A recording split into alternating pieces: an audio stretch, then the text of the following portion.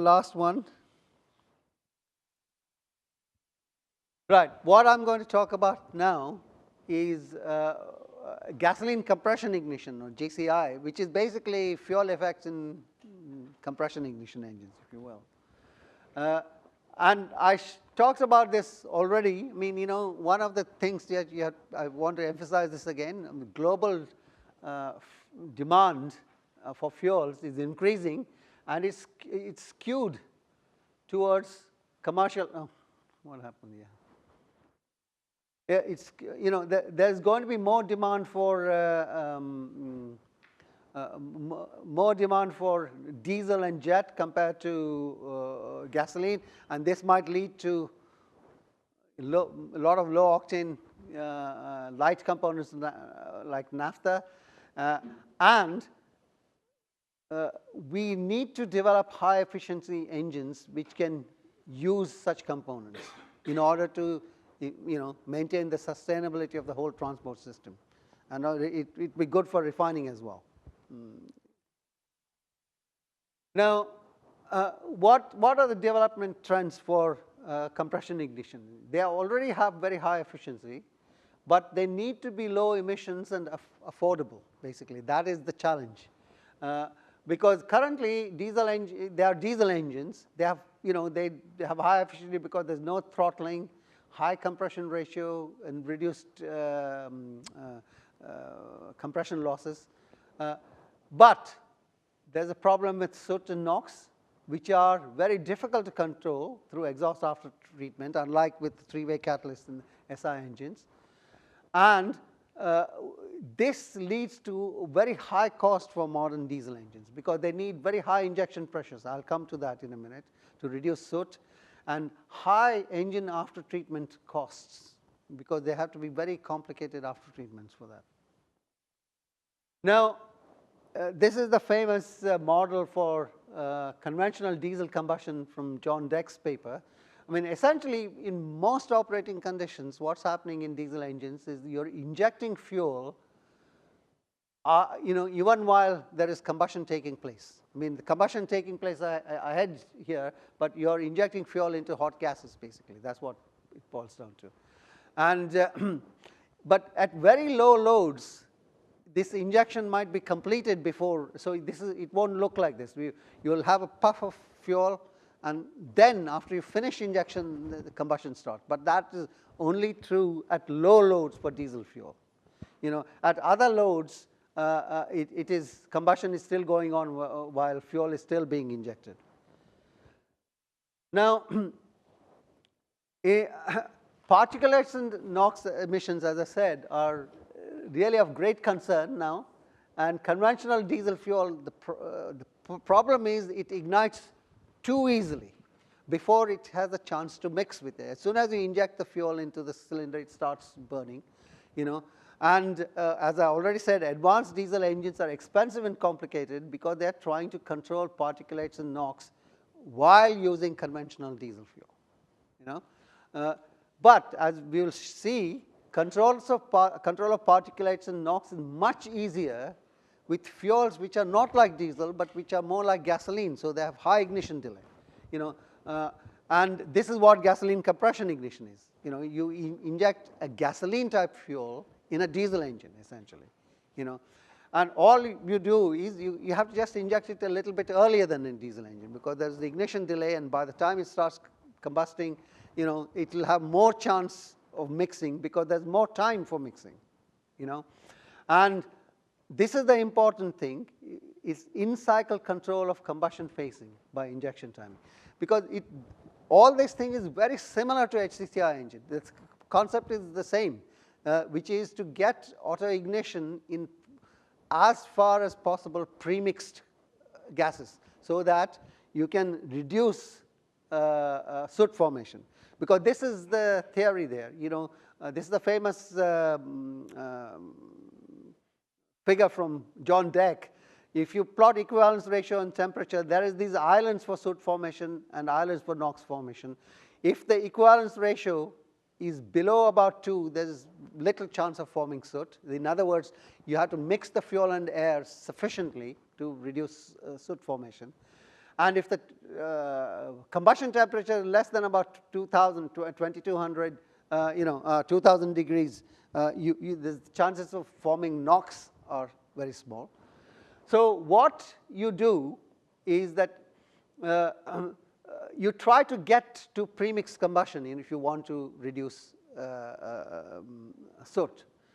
But in order for this to happen, you need what you might call premixed compression ignition, or we have started calling it PPC as well, partially premixed compression. I mean, there are all kinds of acronyms people use. Essentially, you can imagine that the final fuel injection, if you're using multiple injection, must finish well before combustion starts to avoid soot formation. Because it's very clear that if you're still injecting the fuel when combustion starts, you simply cannot avoid soot formation, because your equivalence ratio will be way up here, I mean somewhere, infinity, right? What diesel engines try to do, modern diesel engines, because they're trying to achieve PCI, premixed compression ignition, while using diesel fuel. And how do they do it? They just increase the injection pressure very significantly. That means you try to inject the fuel as quickly as possible, and also you increase the mixing rates. So you're trying to go towards premixed combustion. And because of the high injection pressures, the injection systems are extremely expensive in diesel engines. Even then, it is impossible to control these emissions at most, medium loads and high loads. It's impossible to do this. You can do this at low loads. What this means is you have to have very complicated after-treatment systems and very complicated after-treatment strategies, in order to meet the requirements of low NOx and low soot in diesel. And this is why diesel engines are very expensive. However, if you have fuel with a high ignition delay, this gasoline compression ignition we're talking about, this is much easier, because you can inject the fuel and it won't ignite straight away. There's much more time for it to mix with air. And so by the time it starts burning, you can, the soot formation will be low. So essentially what happens is NOx can be controlled by using EGR in order to control the temperature. But if you use EGR, what you're doing is you reduce the oxygen concentration as well as the temperature, and soot oxidation in the cylinder just switches off. So if you're forming any soot at all in the beginning, your engine out soot goes up. So this leads to the very well-known problem in diesel engines, the soot-NOx trade-off. If you try to control NOx, soot goes up, basically. The only way you can control both soot and NOx is not to form soot in the first place. And that means you have to go to premixed compression ignition in most operating conditions. And this is not possible with diesels apart from at very, very low loads. But if you go to gasoline-type fuels, it is much more possible. You can, over a much wider load range, because you can keep your injection pulse width can be much larger, because there's a lot of time before the ignition occurs. So it is far easier to get PCI with gasoline-type fuels. Okay, and the other important point to remember is I call this premixed enough compression ignition, not fully pre. And this is the difference between HCCI and GCI or PCI. In HCCI, fuel and air are fully premixed, okay, and you have no in-cycle control over combustion phasing. I mean, unlike the spark ignition we are talking about, or the final injection in a diesel engine, for example,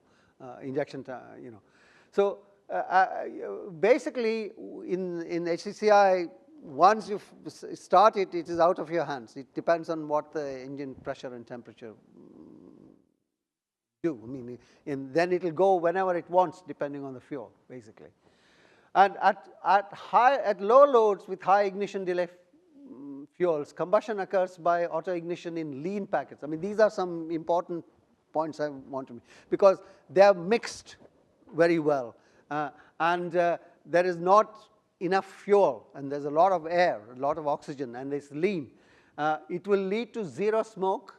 We know this in HCCI engines.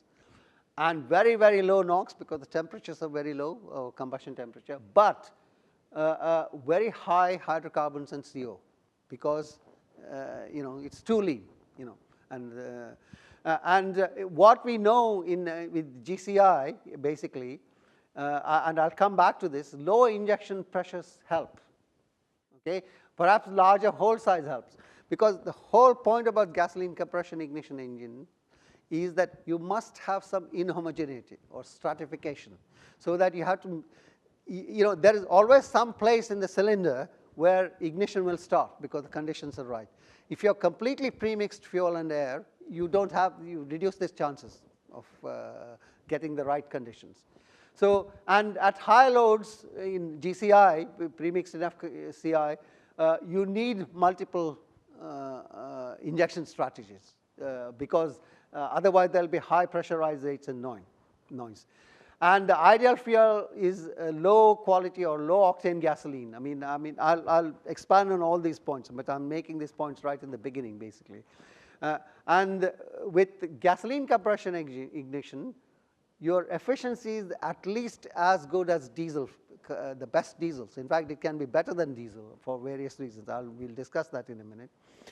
But much lower injection pressures are needed because you're not relying on the injection event for getting premixed combustion. You're relying on the ignition delay, and the after treatment focus now shifts from controlling NOx and soot to controlling hydrocarbons and CO. This is a bit more easy because your exhaust has a lot of oxygen because you run these engines very lean, generally speaking, and at lean conditions it's much more difficult to reduce NOx, and this is why diesel after treatment systems are so much more complicated. So what you're trying to do here is, because it is so much easier to control soot and NOx, your engine can be much simpler and extremely efficient. Right, let's now just look at some data. This is the first paper, that we published. I published it in 2006, and we did it in Royal Institute of Technology in Sweden. And we were using a single cylinder. This is the first time it was demonstrated that you can run a diesel engine on gasoline, by the way.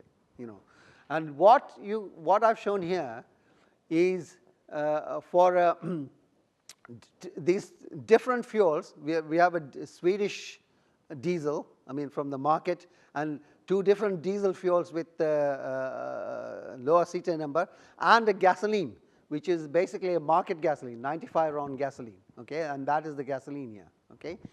And what I plotted here is at one fixed operating condition, the CA50, where the central heat release occurs, against start of injection. These are all single injection. Injection pressure was fixed for all the conditions.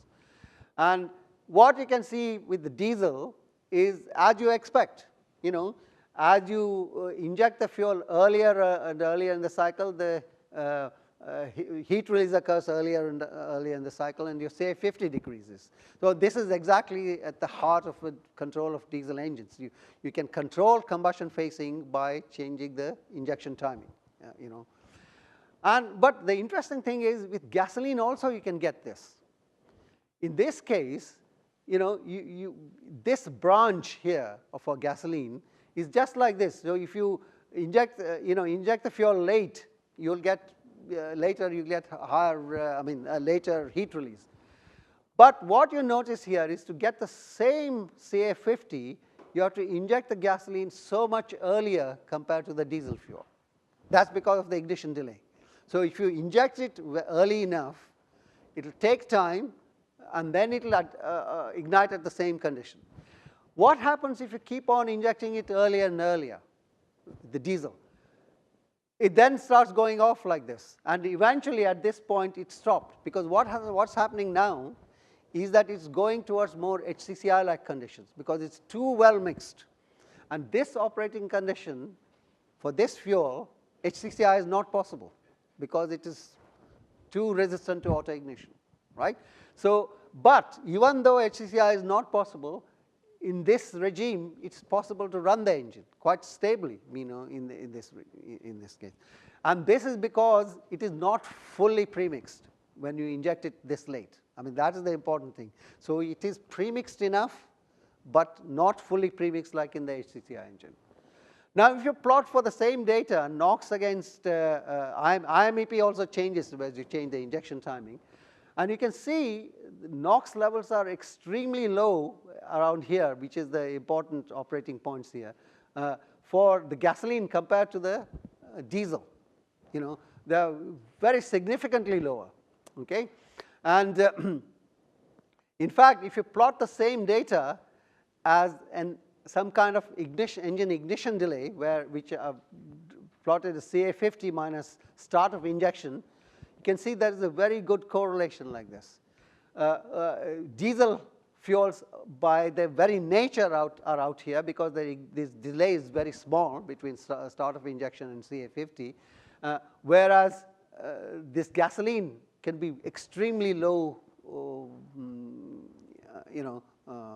NOx, basically, And in fact, I think these are HCCI points, basically. I mean, if you go further, I mean, it is almost zero NOx up there, as you would expect in HCCI at this very low loads. Now, what happens at low loads is for all fuels, even diesel fuels, extremely low loads, injection is over before combustion starts, because you need to put only a small amount of fuel into the cylinder, right? Smoke is usually very low for even for diesel fuels at low loads. And so how do we understand this? I mean, see, when you start injecting, the first bit of fuel that come, whether it's diesel or gasoline, has more time to mix, so you will have different mixture strength. So the engine has a whole, you can think of it as mixture packets of very many different mixture strengths in the engine. And except that, when you have high cetane fuel like this,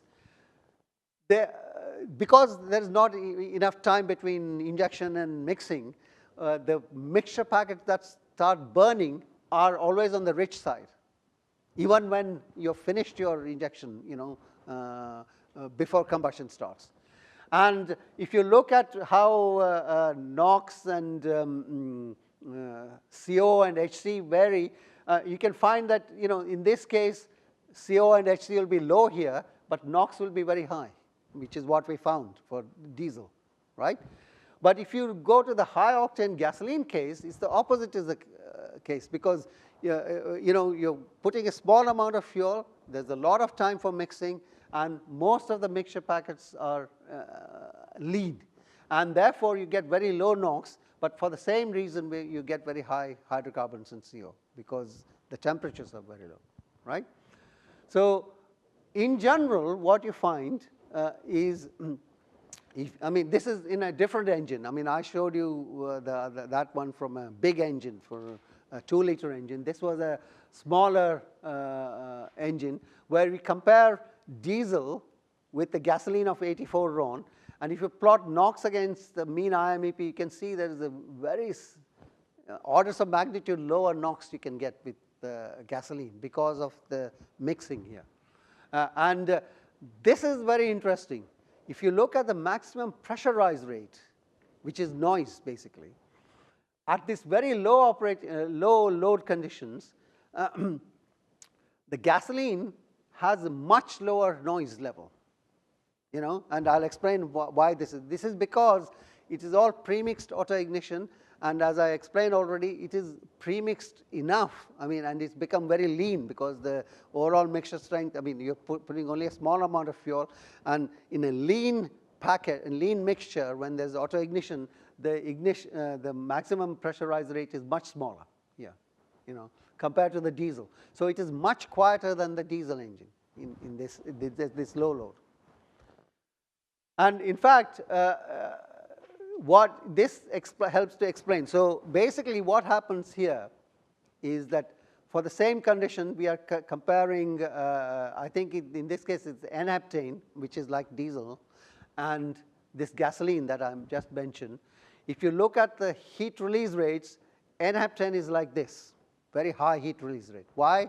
Because it ignites very quickly and it hasn't had enough time to mix. So the mixture packets are rich where the auto ignition is occurring.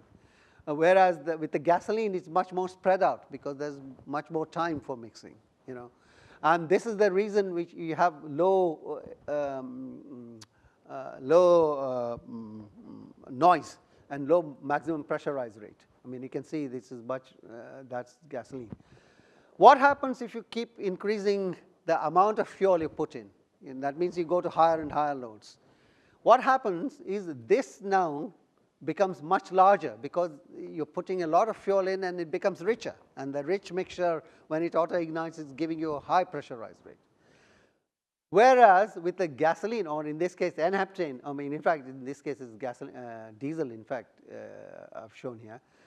Diesel now switches modes. It's not, you know, premixed combustion anymore because you are now starting to inject fuel after auto-ignition, like I showed you before.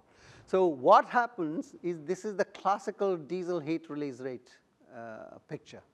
And you get this initial spike here, which is because of the first bit of fuel that's come through and mixed very well, and you get the premixed auto-ignition. And the rest of this is a diffusion flame. And this, of course, causes a lot of soot, as we said, basically. But the heat release rate is much lower, and the noise is much lower compared to this case. So it's the mode switching occurs with the different fuels as you go to higher loads, right? Now, this is yet another engine where we did these experiments. This is a real multi-cylinder light-duty diesel engine. All we did was we just changed the fuel in this case from diesel to. In this engine, really, in a light-duty diesel engine, you always have this a pilot injection at low loads. Why is that? Because they want to push this from premixed combustion to diffusion combustion in order to reduce the heat release rate and reduce the noise. Because when you put a little pulse of fuel here and you release some heat during compression stroke, it increases the temperature in the cylinder. And when you put the main fuel in, it becomes diffusion flame, and these peak heat release rates are significantly reduced, in fact. Because if you switch this off and put the same amount of fuel, you know, total amount of fuel in one pulse, this goes to this. And this is unacceptable in modern diesel engine because it becomes very noisy. But this has consequences, because what you do here now is you are injecting fuel during the compression stroke and releasing heat. That means you're pushing the piston down and your efficiency goes down. And because you're moving from premixed combustion here to diffusion combustion, your soot levels go down. And this is the problem in diesel engines. I mean, they're sacrificing efficiency and soot for controlling noise in passenger car diesel. And this is what this is how the engine has been set up. I mean, this is the engine map, basically, right? But if you compare the same kind of thing with for gasoline, the 84-round gasoline you can see here, you inject the fuel much earlier compared to this, and the heat release rate is much, much smaller for the reasons I explained before, because it is more premixed. And if you plot, for example, in this case, the mean pressure rise rate, this is what the diesel map, this map gives you here.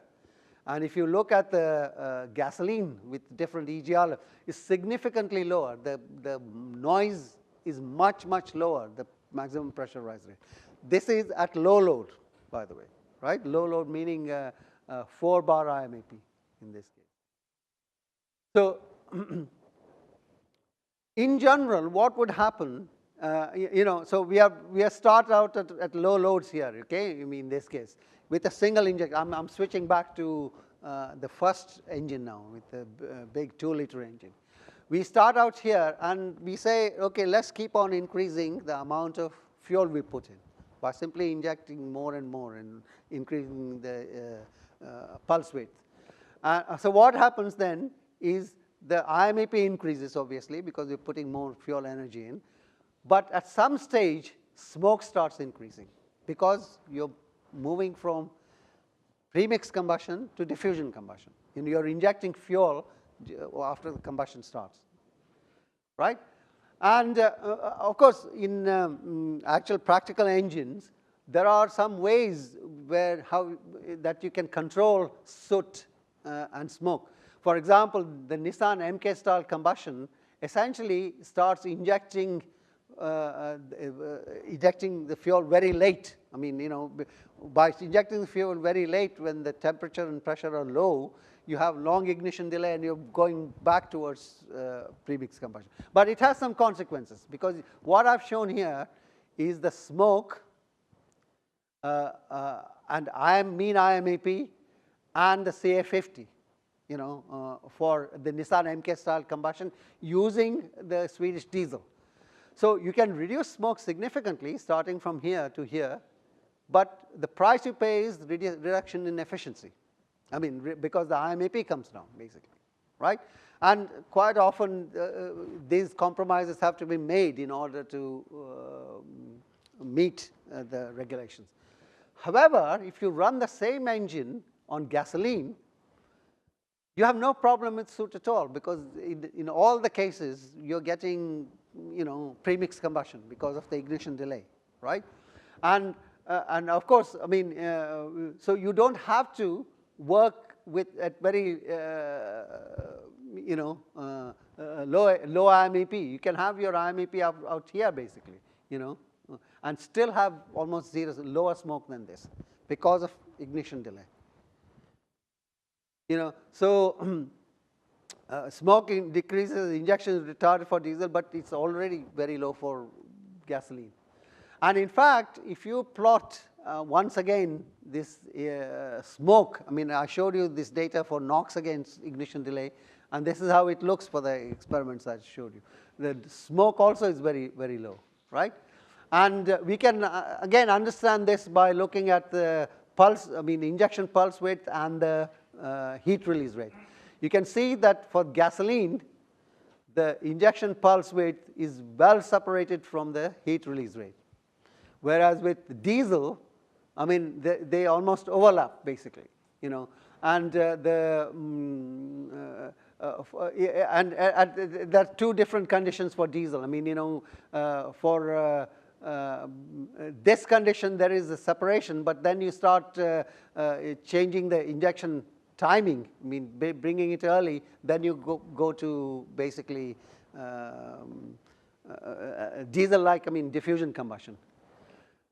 Now, what happens with gasoline? How far can you push this, right? In these experiments, we started increasing the amount of fuel we put in, basically by increasing the width of this pulse, basically, for a fixed injection pressure. And eventually, I mean, the heat release rate is just far too high. I mean, it is like, because you're going towards very rich conditions, rich auto-ignition conditions, and this is not acceptable. But you can mitigate this by using multiple injections.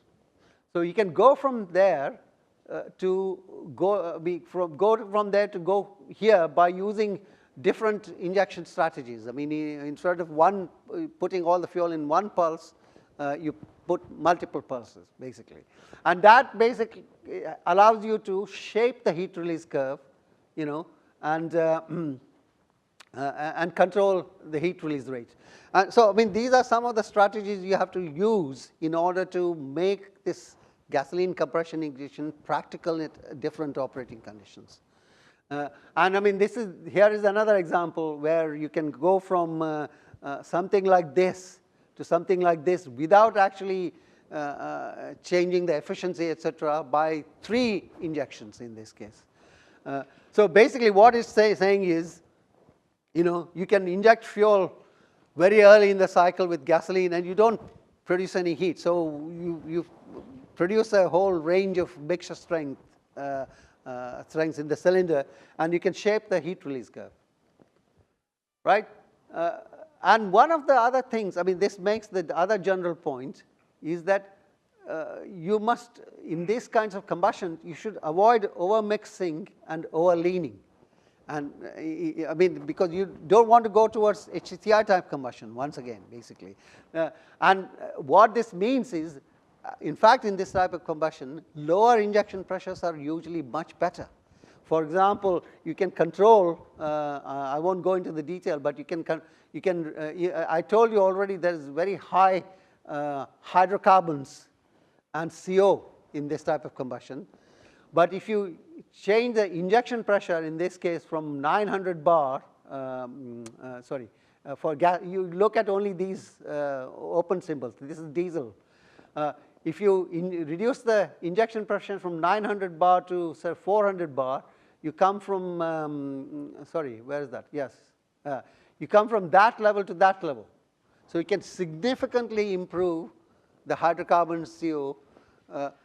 This again makes the general point that in this type of combustion, you must not overmix, over-lean, and therefore it is much better to have stratification in this.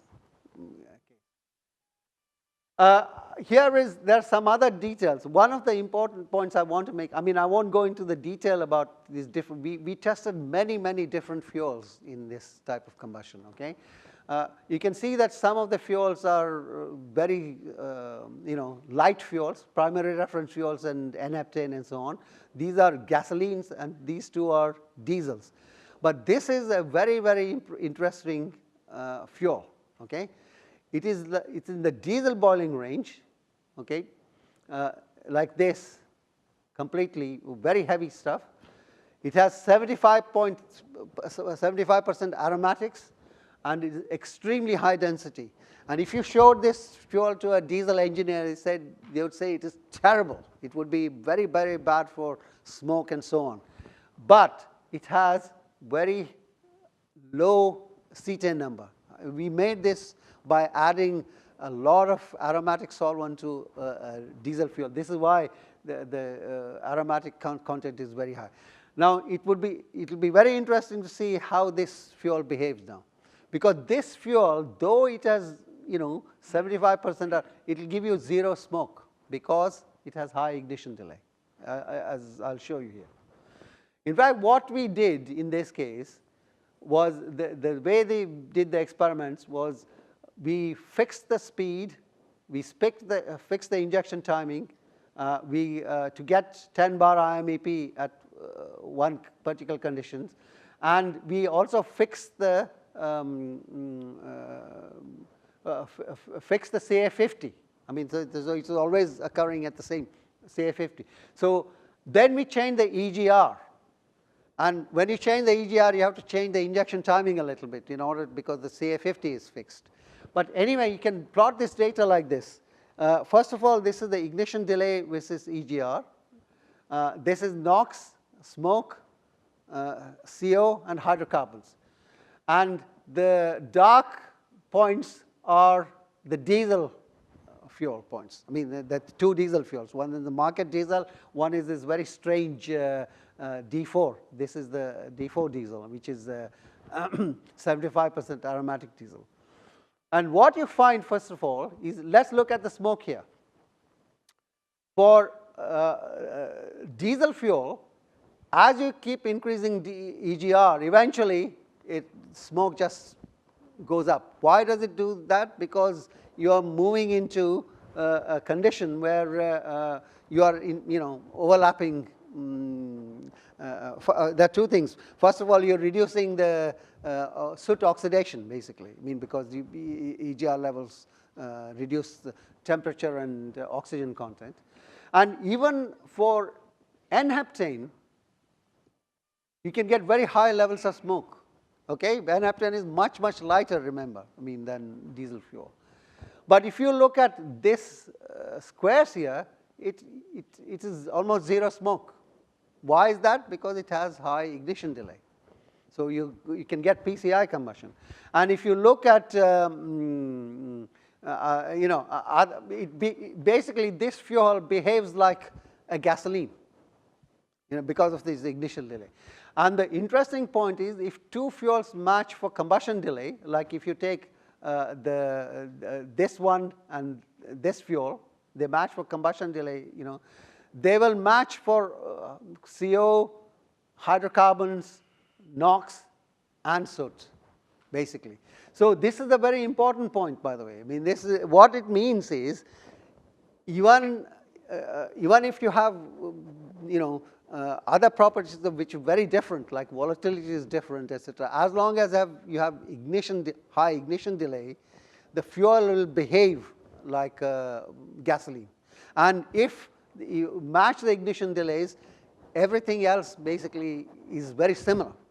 Okay, and in fact, this allows us to once again explain, collapse all this data in on octane index. By the way, we can calculate the octane index because most of these fuels are in the gasoline. They are gasoline type fuels for which we know the RON and MON, and so we can calculate this octane index. And you can see that if you have the ignition delay plotted against RON, no correlation with MON, you can find an octane index. So what this means is, if you have two fuels of the same ignition delay, and we have already said they will give you the same emissions as well, a good surrogate if you want to model PCI combustion as well, or GCI combustion, is again a fuel with the same RON and MON. And this is an important point to remember for people who model these things. Basically, yeah, ignition delay changes non-linearly with octane index, by the way. So, and then the next question is, what is the optimum fuel for GCI? We have said high volatility might be better, but it's not essential. What is much more important is to have high ignition delay. That means you have to be in this region. However, you should not have too low an ignition delay, or the octane index cannot be too low, because then it'll start behaving like a diesel fuel, like N-heptane, for example, or RON of 40 RON fuel or something. It starts behaving like a diesel fuel because you want sufficient ignition delay out here, but not too high. Because if it's too high, then you have problems with starting the engine and controlling the engine at low load. And this is where RCCI comes in, because the demand from the engine in terms of ignition delay is different at different operating conditions. And what RCCI does is try to do this by using two different fuels. Okay. So basically, and this is what I'm saying here, that challenge. These are. Yeah, this is what I said. RCCI does that.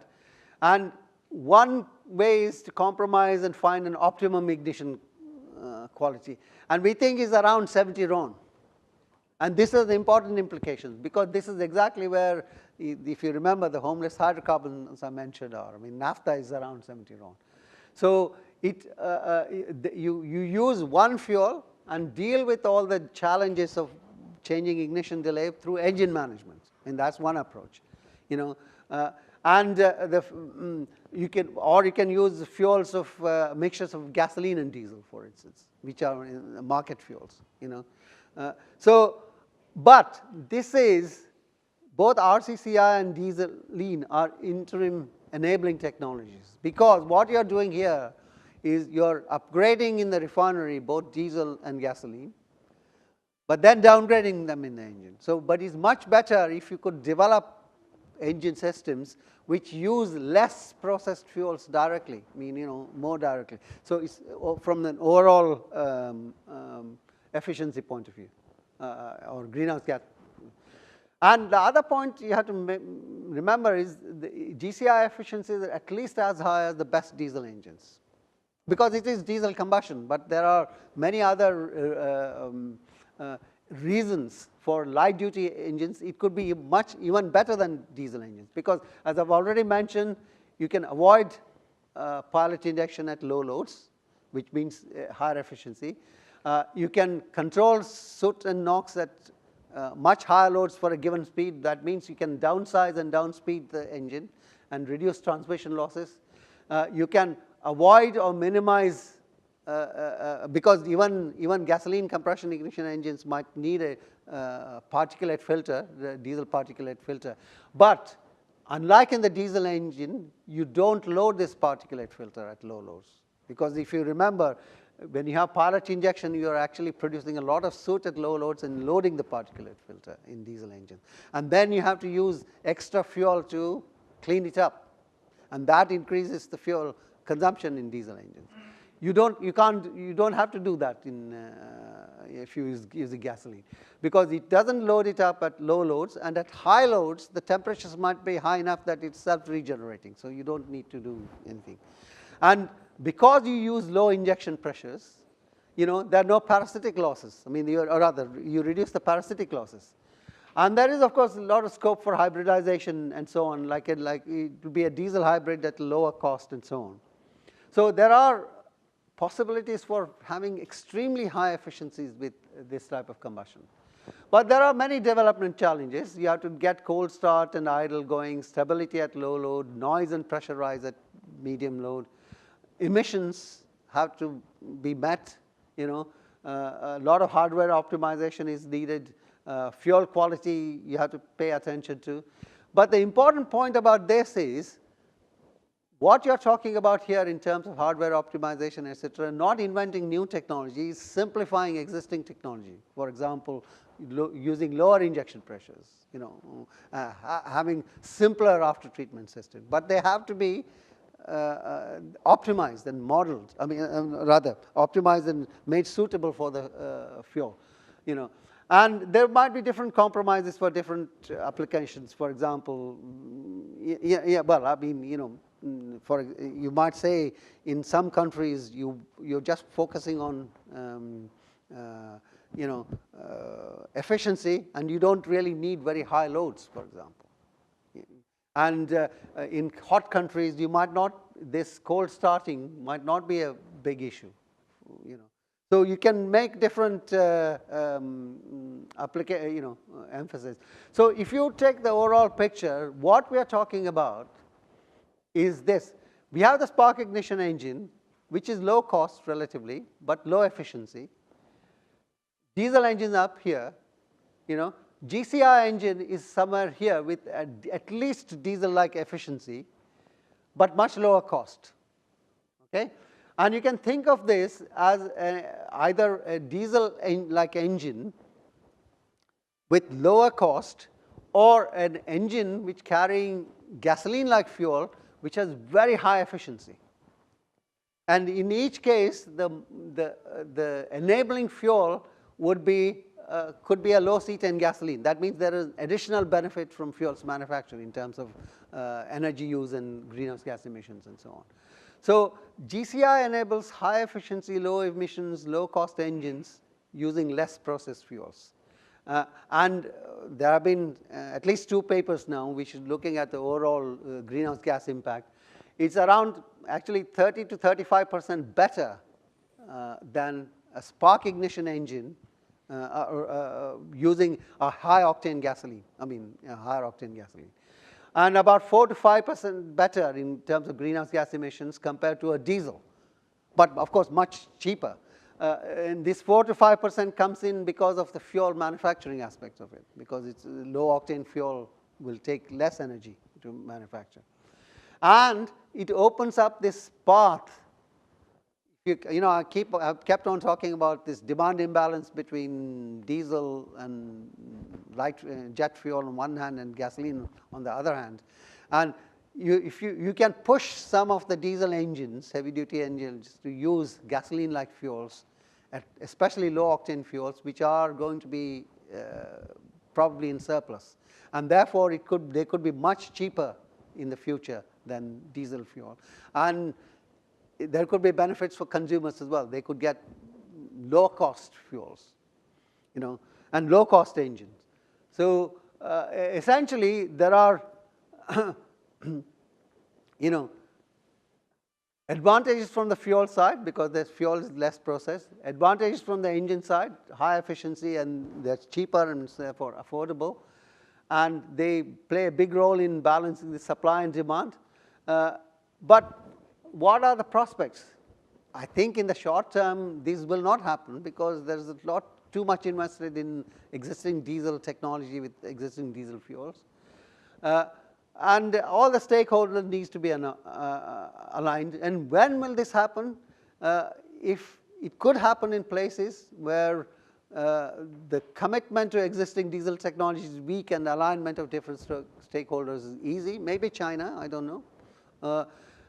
But this might be the compelling reason. As the demand imbalance I keep talking about starts to bite and the difference in cost of the fuels for diesel on one hand and low-octane gasoline, that's naphtha on the other hand, becomes wider, it might become very attractive to develop fuel engines which use this kind of fuel. I mean, that might be the one.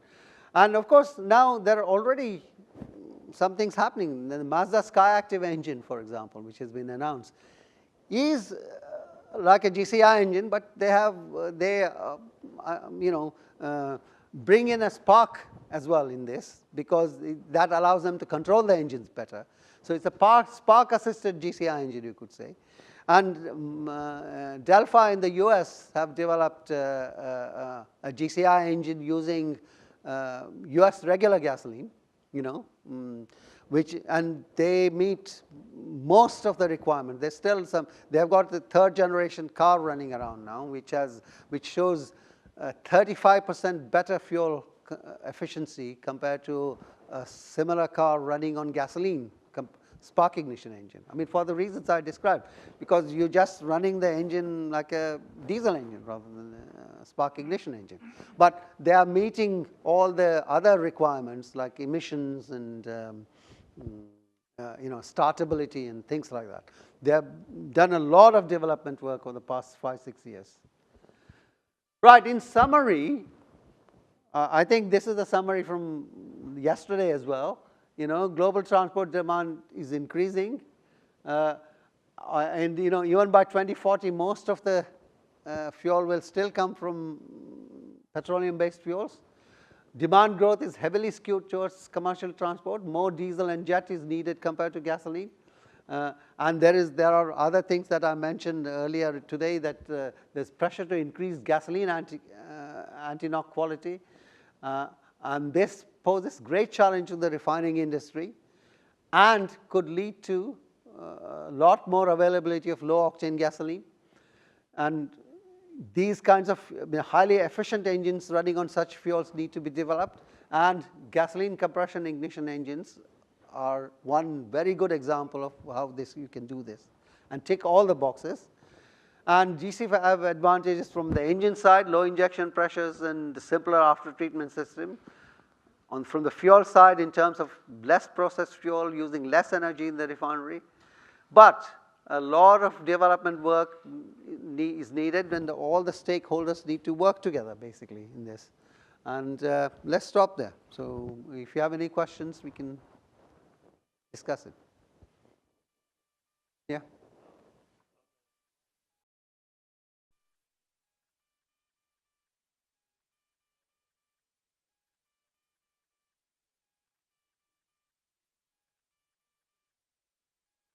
Well, I mean, actually, yeah. But the thing is, you don't expect this kind of thing to completely take over from diesel. I mean, it is a gradual process, But in general, suppose let's assume in the far future, in 2050 or something like that, all compression ignition engines run on this kind of fuel. What this will mean is it's a very good thing for the refining. I mean, in the sense, in general, from the fuel manufacturing point of view. Because what you then do is basically, yesterday I mentioned to you that 40 to 60% of the crude oil is very heavy stuff. All you need to do is crack it, desulfurize it, and don't have to increase its C10 number. just bring it in the diesel. So it would be a simpler fuel to make. But I don't think we should expect that everything will be GCI. I mean, there'll be spark ignition engines. I mean, they're also improving, and diesel engines will continue to be there in every part. But this is just opening another path.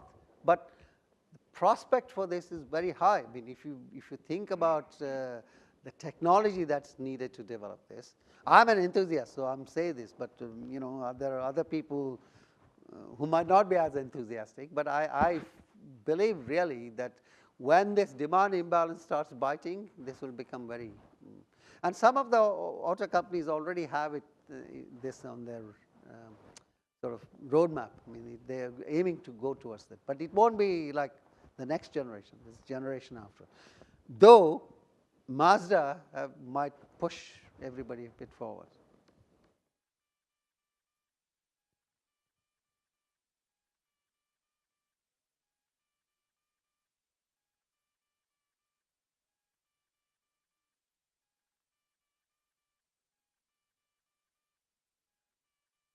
Yeah, direct. You have to have direct injection, by the way. And so no, absolutely not. If you had port fuel injection, you will go into HCCI type combustion, right? So you have to have late injection in the cylinder, and you have to have direct injection, and you will have to have multiple injection strategies. There's a lot of work involved in optimizing the injection strategies and so on.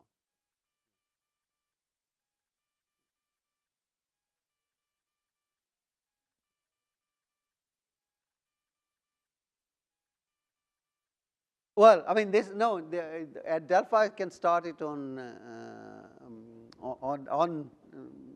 the gasoline engine itself, But when we do the experiments, this is easy. So it's on a dynamometer. You keep turning the engine, and then you just inject the fuel. Yeah, right. Yeah, I think you.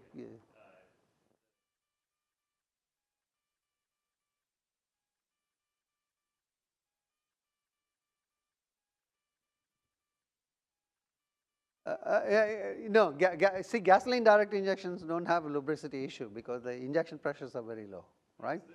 Yeah, this will be high. But yeah, that is, in fact, lubricity as well as detergency, I mean, in a sense, because the operating regimes are slightly different. So you have to make sure that the injectors are clean. And lubricity, it will be, you have to have, I think, in all our experiments that we have done, we just threw in a lot of lubricity additive, because we didn't want to take any chances, right? But the injection pressures can be very low. I mean, in fact, in the Delphi system, the maximum injection pressure is 500 bar, as opposed to 1500 in modern diesel engines, And but it needs to be definitely considered. I mean, one solution is just put a couple of % of biodiesel in the gasoline, But by the way, with starting the engine with Mazda, I mean, that's one of the reasons they have the spark plug. They start it in the spark, right?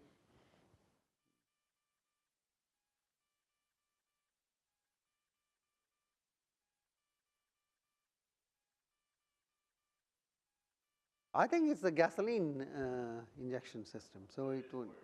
Yeah. I don't think it is very high. Yeah, I mean, I don't know actually, but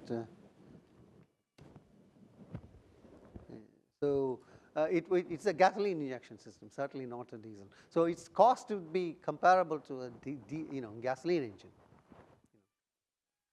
but the efficiencies are like a diesel engine. This is why they are completely committed to this. They have again, I think, published a paper where they say, compared to Tesla, their engine has better greenhouse gas. They just published it a few days ago, I think. So, right? Any other questions? Yeah.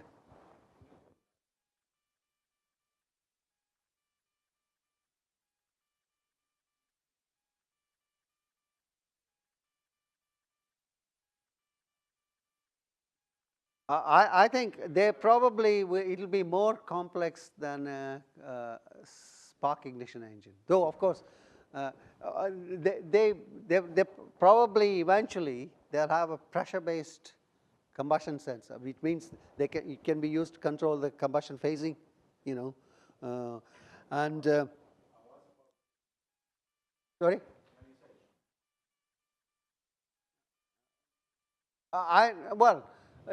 There's no flame, so there's no ion current. I mean, there's no detection, but they'll have to have. I mean, for example, I think they probably will need a turbocharger as well as a supercharger, perhaps, and all those control systems have to be integrated.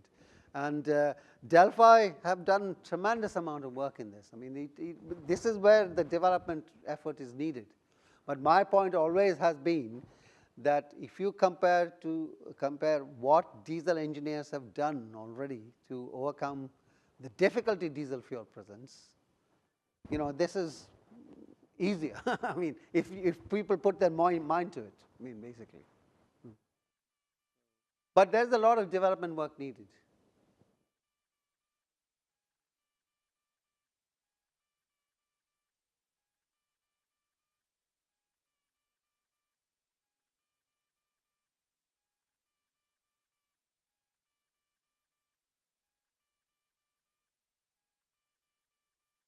Yes, yeah.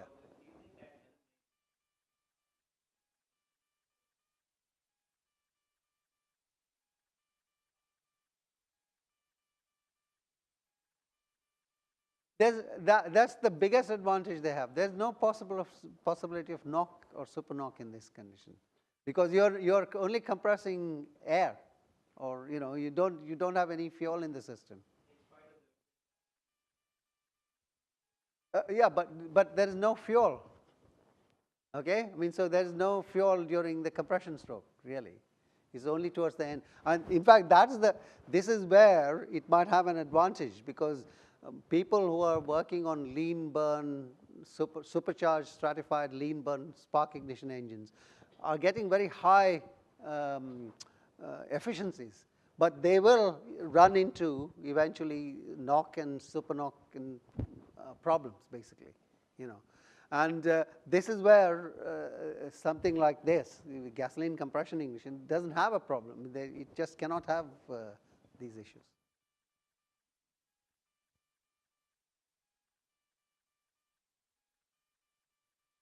Okay, thank you very much. Yeah.